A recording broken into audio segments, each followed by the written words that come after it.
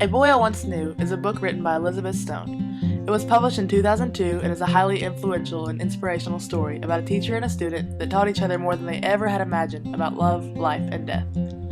When Miss Stone was a teacher at New Utrecht High School, Vincent was her reserved and mysterious 14-year-old student. Vincent didn't seem to be too comfortable around all of the other students, but his strong opinions and curiosity intrigued Mrs. Stone. They had a rapport that most students didn't strive for, and it led to a lifelong, interesting relationship between the two. Mrs. Stone was sure to include Vincent in all the lessons that she taught, trying to get him to give her as much input as possible. She wanted to know why his parents weren't at the parent-teacher conference. She wanted to know what he liked to do and what his life consisted of. She wanted to know him. As a teacher, there are so many things that you can do to improve your job, and one of them that I find most important, that Miss Stone also displayed, was her passion to attain a relationship with her students that was beyond what she saw of them sitting behind a desk. It may not seem like the most conventional thing to do, but being more than just an authority figure can sometimes be the most important thing that a teacher can do. Why spend all that time with someone just to hear what they know about a subject you don't care about, when you can be spending that time growing in your relationship as well as increasing your knowledge and learning what there is to know about life from more than one perspective? After Vincent moved off to San Francisco and Miss Stone to New York, they continued to trade Christmas cards with one another, just to serve as a reminder that they weren't forgotten. At some point in 1976, Mrs. Stone wrote Vincent a letter to forewarn him that he wouldn't be receiving a Christmas card from her that year.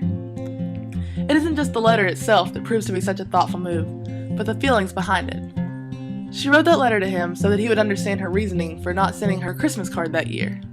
Not because the card is so important that he would be upset not to have another one to add to his collection, but because that card was a symbol of their relationship, of their friendship.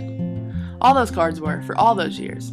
They were simply showing mutual concern for one another and reminding each other they still existed and weren't going to forget such a powerful bond. Even though she had probably not sent many recipients and "I won't be sending you a card" letter, she remembered to send one to Vincent. She never forgot him, and he never forgot that. Even after she had been long gone as his teacher, and he had most likely forgotten the majority of what she had taught him in high school, their relationship remained. Through Christmas cards year after year, saying nothing more than their names and a pre-existing "Happy Holidays," they were able to hold on to something much deeper than Hallmark printed paper. After 25 years of their unique connection, a carton showed up on Miss Stone's doorstep that was sent from Vincent. She opened the package and saw that it consisted of 10 years of diaries, the letters she had written him in place of a Christmas card in 1976, and a letter of his own. I imagine that she was a wide variety of emotions all at once in that moment. I'd say that the realization of his death brought her sadness and confusion, while the contents of the carton brought her astonishment and gratitude. And then there was the fact that she was in awe of the challenge that had suddenly presented itself in front of her. How was she supposed to overcome all these feelings at once? Mrs. Stone said that the diaries became part of her everyday life.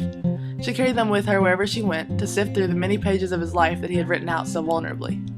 After all these years of her asking him questions and wondering things that went unreturned, he had given her the answers to everything she had wanted to know and more. Their relationship had strengthened even after his death, which seems like an unreal concept. She was learning about the man that she had first met as an awkward high schooler. She was living his life over again through pages of smudgy honesty. She mourned with him over losses she hadn't even been aware of at the time that they occurred. She became angry with him, she got bored. She unraveled all the details he hadn't shared with anyone before. This man who she had received a piece of cardstock paper from on a yearly basis was now pouring his life's secret into her lap and asking her to turn it into a story, just as she had promised. And throughout this entire time of reading about his life, it made her question her own. What did she think about life and death? Where was one to draw the line on a relationship? The roles had been reversed, and Vincent was now teaching Elizabeth some of the most important things in life.